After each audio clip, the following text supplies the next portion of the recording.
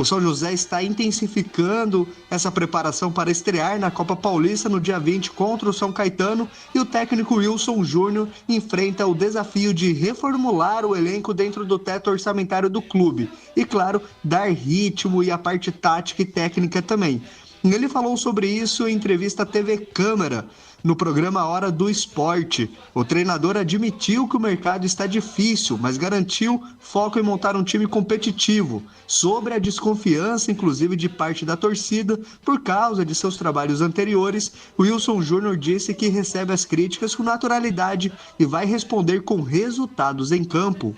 Lido, assim, normal, não esperava de outra maneira. Eu acho que faz parte essa desconfiança. Até pelo... Eu não fico discutindo... Eu falei isso hoje, inclusive.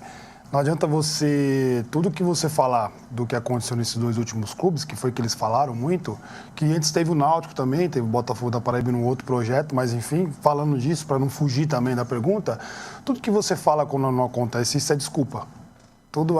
Então eu sei os motivos que aconteceram, de quando eu cheguei, e aí também não pode ser jogado um rebaixamento na minha conta, mas enfim.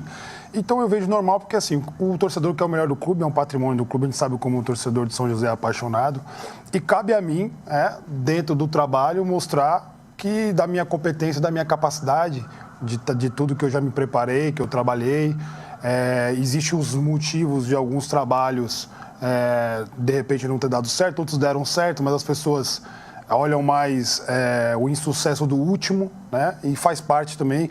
E eu vejo isso como normal, porque o torcedor tem uma grande expectativa, né? Só que as pessoas também não iam trazer se eu tivesse caído de paraquedas, e eu sei que eu não caí aqui, me preparei muito para esse momento. Então eu vejo normal e, mais uma vez, repito, cabe a mim, dentro do meu trabalho, mostrando minha seriedade, meu profissionalismo, os resultados principalmente, que é o que mais o torcedor vai ver e que a gente precisa, para mudar o pensamento do torcedor.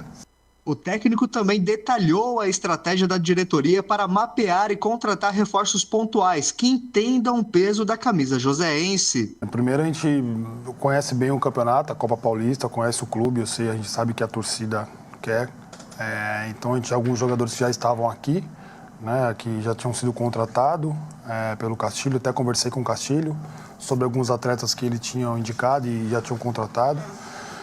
Porque nós treinadores conversamos muito e nós sempre estamos em comunicação, torcendo, porque eu acho que é uma classe que começou a se unir um pouco melhor.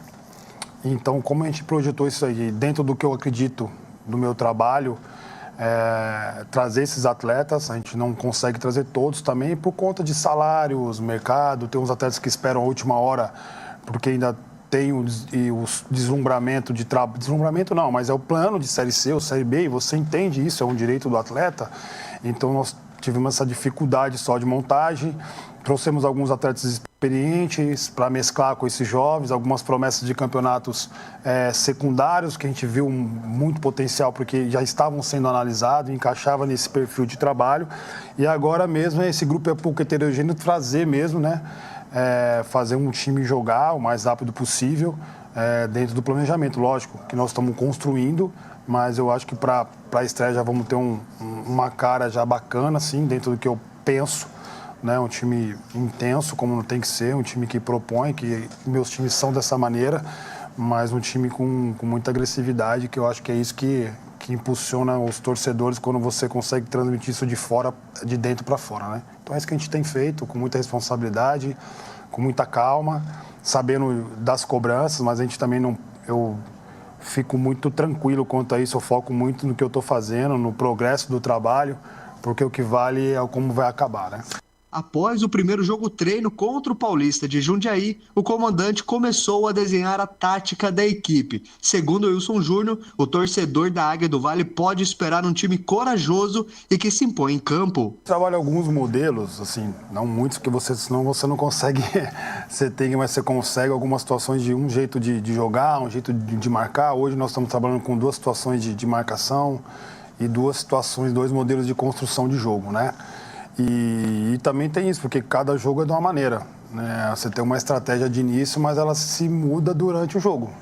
E você tem que estar preparado. Algumas coisas nós não vamos abrir mão de algumas situações de modelo específico, de intensidade de pressão, dessa construção de aceleração pelos corredores, enfim. Algumas situações que o time já vem fazendo. Só que a estratégia é realmente conforme o adversário, mas dentro desse padrão que nós estamos trabalhando. Então o time sempre vai ter duas, nesse primeiro momento, como é pré-temporada, os jogadores estão vindo, não adianta eu passar 10 coisas, nós temos que ser devagar, né? Conforme a cartilha mesmo, conforme a evolução da equipe. Mas a gente vai ter aí duas maneiras no começo aí de construção, 2, 3 maneiras de marcação, dependendo do adversário, né? Onde vai ser, com os gatilhos, onde tem que ser respeitando as características dos jogadores, né? Jogadores que são mais de velocidade, que rodam mais jogo, enfim. Dentro do que nós temos e estudando o adversário, mas sempre priorizando o nosso jeito de jogar. Eu sempre costumo fazer isso. Independente de estar fora ou em casa, o time vai ter um padrão de jogo. Então essas foram as principais atualizações envolvendo a Águia do Vale. Devolva ao estúdio Hora da Águia. Um abraço. Marquinhos, confere comigo. O treinador Wilson Júnior, falando com o Paulo Ricardo, agradecer o pessoal aí da Câmara Municipal. Ele esteve hoje lá no programa com o Vieira, com o Paulo Ricardo. A gente agradece e dá os créditos, né, Marquinhos? É óbvio, Estevão. Aqui a gente trabalha com ética. Muito bem. Agora, com o João Ramos, eu lembro que o Marquinhos ontem fez uma escalação e colocou o João Ramos. Coloquei o João Ramos. Rapaz, você estava já prevendo que ele estaria já de volta ao São José. Agora, então, com o João Ramos, o jogador que você falou antes, que estava já falando que o torcedor ia gostar, é o Jefinho. Sim.